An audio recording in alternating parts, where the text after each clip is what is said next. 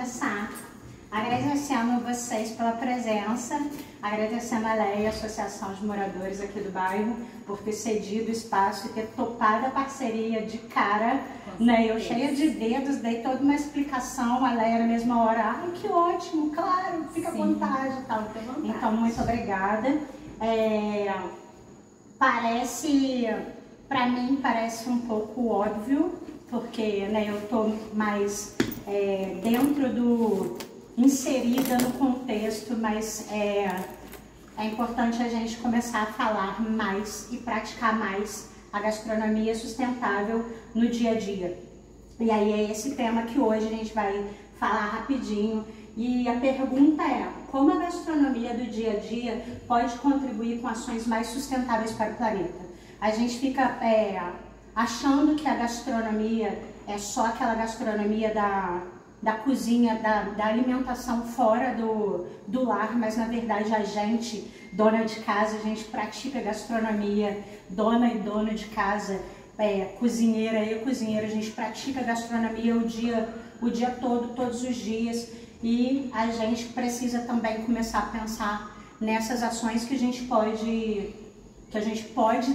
precisa começar a colocar em prática.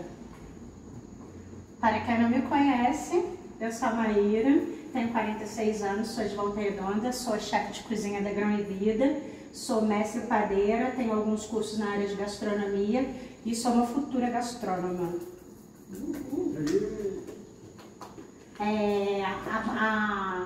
A gente sabe, né, que a alimentação e o meio ambiente andam juntos e hoje o nosso bate-papo está coincidindo com a COP30, né, que é esse encontro mundial para a gente definir ações para a gente melhorar o meio ambiente, e a gente fica achando que a gente está isolado disso, mas na verdade a gente também faz parte disso. Então pode parecer que nós somos um grão de areia num oceano, mas só que o oceano é feito desses grãos de areia, então a gente precisa começar a praticar a nossa contribuição. E vocês responderam o questionário, né, que é importante para a gente começar a analisar, a gente precisa entender um pouco quais são os hábitos, né, que as pessoas têm. E o meu projeto do período passado foi falando sobre o planejamento alimentar semanal, que é uma coisa que muita gente ainda não pratica, mas que é importantíssimo, que é você escolher um dia da semana. Eu gosto de fazer principalmente no começo da semana, escolher um dia da semana para fazer as compras, e daquela compra ali você já planejar todas as suas refeições. E aí esse planejamento alimentar semanal, que na verdade pode durar mais do que uma semana, às vezes dura mais, dura menos, depende da quantidade que você consome de alimentos em casa, a quantidade de vezes que você cozinha e tal. E esse planejamento, ele está diretamente ligado a desperdício. Então quando você planeja, você consegue diminuir o desperdício, porque você vai, que aí entra em outra coisa que a gente vai falar também, que é a questão de safra. Que, né, os alimentos sazonais, o que está em grande oferta agora? Aí tem a questão do valor, que o valor costuma ser mais baixo, e aí você compra aquele alimento e o planejamento te leva a criar pratos e refeições com aquele alimento. Então, esse planejamento semanal, ele evita o desperdício e ele leva ao melhor aproveitamento dos alimentos.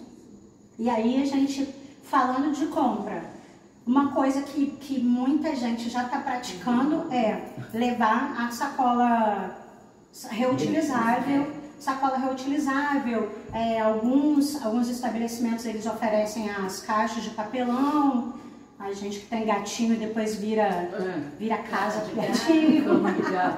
E aí tem uns sacos também de voal.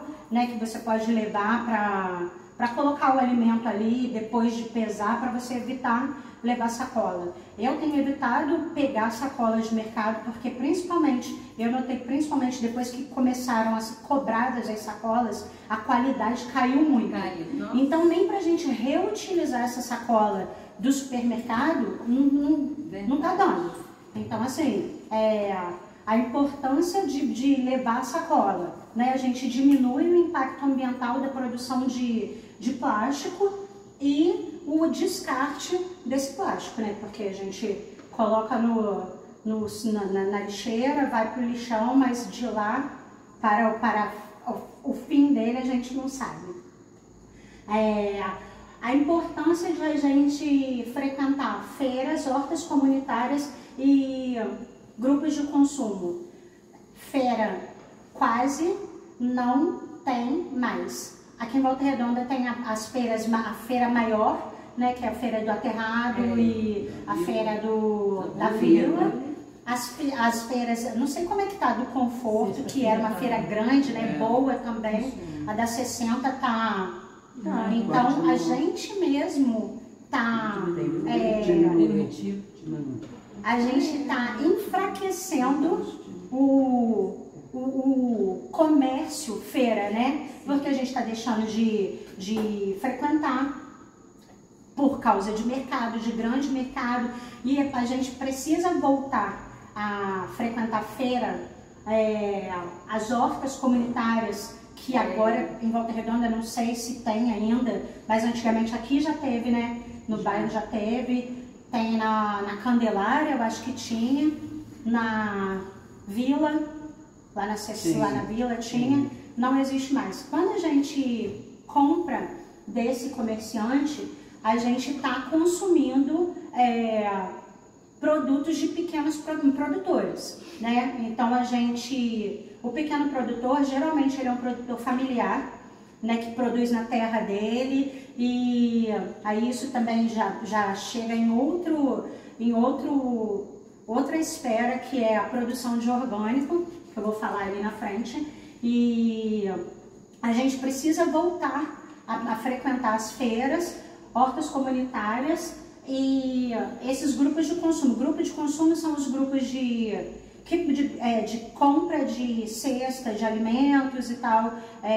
Hoje o projeto tem um parceiro também, que é o MST, então os alimentos que foram preparados, que a gente vai servir no final do nosso bate-papo, eles vieram da cesta do MST, que eu já sou consumidora, e isso é um grupo de consumo, né? Que aí de 15 em 15 dias eles colocam a lista dos alimentos que estão disponíveis, e aí você escolhe e eles entregam aqui em Volta Redonda. A gente faz uma contribuição também para entrega e eles entregam. E falando, né, eu falei disso tudo, mas a importância de a gente consumir do produtor local. Falei que a gente consumindo do produtor local, pode ser que possivelmente a gente esteja consumindo um alimento orgânico. Pode ser, não é uma regra, né?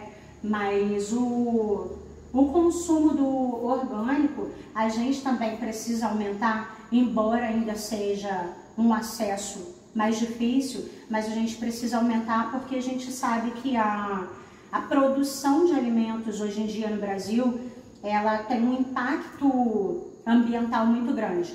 Produção de soja, milho e a produção, o impacto ambiental vem de quê? Dos defensivos agrícolas que são necessários para produzir mais e em menos tempo. E aí a gente consumindo o orgânico, a gente diminui um pouco esse impacto e a gente também, consequentemente, a gente consegue fortalecer um produtor familiar, um produtor local.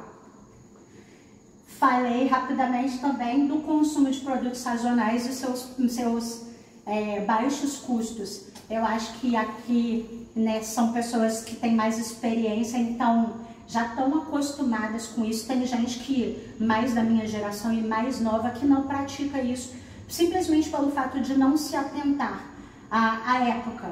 Ah, agora é época de quê? Agora é época de chuchu, agora é época de... Você consumindo esses alimentos de época, você também está favorecendo esse comércio e você não está exigindo que tenha produtos... Hoje em dia, morango era uma coisa que era muito mais sazonal.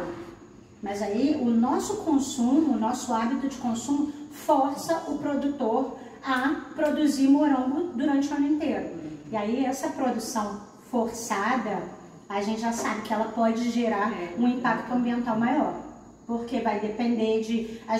quando você força uma produção de um produto que não está na época dele, você precisa criar ambientes e circunstâncias para produzir. E aí entra todo um uso de defensivos agrícolas e afins. Uma coisa que a gente também precisa começar a praticar com urgência é o descarte correto dos alimentos, dos resíduos, desculpa, mesmo embora não tenha coleta seletiva adequada, se a gente já começar a praticar isso no nosso dia a dia, a gente já vai começar a fazer a nossa parte e lá na frente, quando for uma coisa que geralmente funcione, a gente já está acostumado a fazer.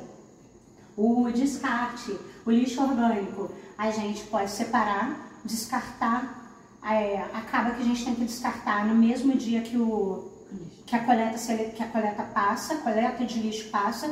Então assim, mas só de você já separar aquele lixo orgânico do lixo inorgânico, a gente já está fazendo uma tarefa que vai beneficiar. A composteira, aqui no nosso bairro tem uma compostagem, não sei como é que está funcionando, mas a gente pode fazer em casa também. Hoje em dia tem várias técnicas de compostagem em pequenos espaços, então vale a pena fazer. E aí é importante entender quais são os resíduos orgânicos que podem ser descartados.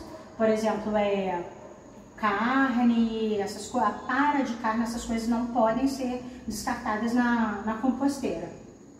E jogar na horta, que é uma prática antiga, né, que ainda quem tem espaço em casa tem horta, jogar na horta, jogar no vasinho de planta e jogar para as galinhas, que seria meu sonho.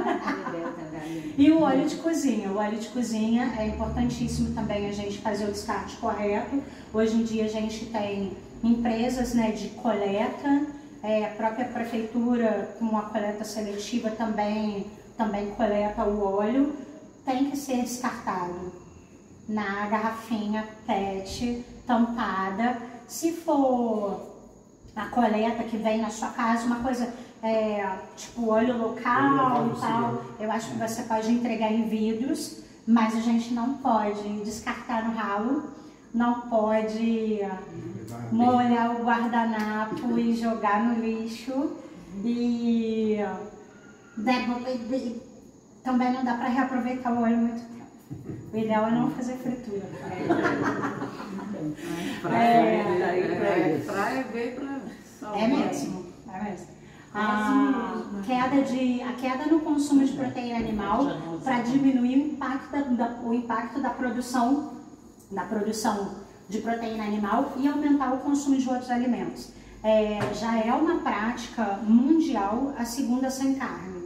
Segunda sem carne, você faz pelo menos uma refeição sem proteína animal. Quando a gente deixa de consumir pelo menos em uma refeição ou um dia da sua semana, quando a gente deixa de consumir a proteína animal, a gente também diminui esse impacto da produção de carne, que a gente sabe que hoje em dia o Brasil é exportador de carne, né, referência em produção de carne, mas que ainda também não chegou num ponto de conseguir diminuir esse impacto da produção de forma que a gente consiga produzir bem, conseguir produzir bastante, sem afetar tanto o meio ambiente.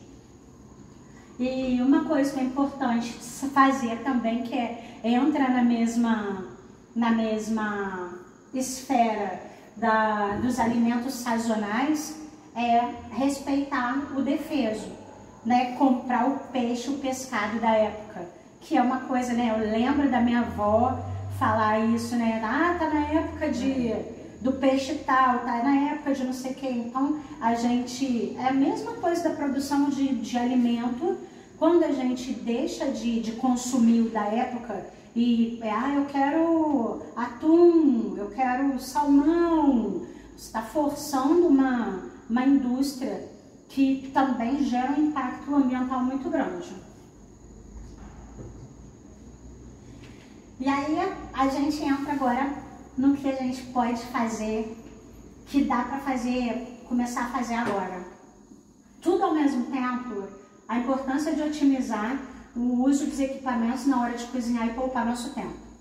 Quem é dona de casa sabe que a gente precisa ganhar tempo em tudo. Então, o planejamento alimentar impacta nisso também. Você entrar na cozinha e vou fazer tudo, mas de que forma? Forno. Usar o forno de uma vez, mas para preparar o máximo de alimentos. Tem gente aqui que eu sei que vai assar uma carne, já pega, faz uma broa, faz um bolo, faz um pão, porque já aproveita aquela energia, que não é só nossa energia humana, mas a energia elétrica, o gás e o tempo. A panela tampada, ferver água com panela tampada, cozinhar com panela tampada, panela de pressão no fogo alto, porque você vai diminuir, você aumenta o tempo você diminui o tempo de cozimento, porque você está prendendo aquela água ali, o gás, você vai gastar menos tempo de gás. Geralmente funciona para quase todos os alimentos. É claro que tem alimentos que não permitem esse tipo de preparo, mas é uma otimização de tempo, de economia de água e de energia, né, que é o gás e a eletricidade. E os legumes, higienização de legumes, verduras e frutas, deixar de molho em solução clorada. Não adianta usar vinagre, vinagre não mata nada. Solução clorada. E evitar de lavá-los em água corrente, né? A técnica, que é até recomendada pelo Guia Alimentar para a População Brasileira, a técnica é você, o que tiver com muito resíduo, né, de areia, alguma coisa, você lavar rapidamente, deixa de molho na solução clorada e depois você lava em água corrente. Essa água você pode usar. Não pode botar na planta. Não? Não pode. Não pode. Porque você pode literalmente matar a planta por causa do cloro. Mesmo sendo um cloro em solução, em concentração muito baixa, você fazendo isso o tempo inteiro, você pode matar a planta. Eu gosto de separar, né? Lá em casa tem cachorro, tem gato, então, tem quintal, então eu gosto de descartando essa água no recipiente e aí eu uso posteriormente para isso. Essa técnica, isso é fantástico, né? Que é reutilizar a água do cozimento dos legumes para sopas, para caldos, para cozinhar massa e outros preparos, porque isso literalmente, dependendo do cozimento de legume que você faz, você depois tem um caldo de legume, é literalmente um caldo de legume. O tabletinho que a gente compra e tal é o caldo de legume. Então você descartar aquilo dele, você está jogando ouro fora. Pode. O planejamento alimentar, super importante fazer, frequentar as feiras livres, comprar de pequenos produtores, participar dos grupos de consumo, levar as compras em sacolas retornáveis, os saquinhos de voal e de outros materiais, aumentar o consumo de vegetais, diminuir o consumo da proteína animal, vai fazer bem não só para o meio ambiente, mas também para a nossa saúde. De maneira possível, aumentar o consumo de orgânicos, né, porque a gente consegue fortalecer a produção de orgânico e estar atento às épocas dos alimentos, bem como dos pescados, e descartar corretamente os resíduos. Falando agora da parte boa, eu fiz um cardápio de uma mini degustação. São todos alimentos que vieram do assentamento aqui em Dorândia, o assentamento do MST. A princípio, eles mandam a lista e aí eles mandaram e aí eu elaborei um cardápio de uma forma. E aí quando chegaram os alimentos, eu pensei, eu mudei tudo. Eu falei, eu vou me desafiar a fazer entrada, prato principal e uma bebida e uma sobremesa só com esses alimentos. E vou evitar ao máximo usar outros alimentos. Então veio capim-limão. Eu fiz um xarope de capim-limão, que aí a gente vai experimentar, vou fazer uma bebida. A banana que eu pedi veio verdíssima. Eu ia fazer uma coisa, tive que mudar para outra. Então é um dip de banana verde com nirá. O nirá é o broto do alho, muito parecido com uma cebolinha, uma delícia. Os chips de banana, eles produzem lá, então já mandam no saquinho bonitinho, crudité de abobrinha e cenoura e um crocante da casca de banana com lemon pepper. Eu fiquei com pena de jogar a casca de banana fora, eu já estava separando para poder colocar eu tenho uma caixinha de compostagem em casa, eu fiquei com pena de jogar fora, eu falei, deixa eu tentar fazer um negócio, acho que deu certo. E aí, de prato principal, que na verdade é mais um snack, não chega a ser um prato principal, é uma esfirra de vegetais, um purê de banana verde com um toquezinho de azeite de dendê e cenouras assadas com balsâmico e especiarias. E de sobremesa, um bolo 100% cacau que leva abobrinha na massa. E é isso.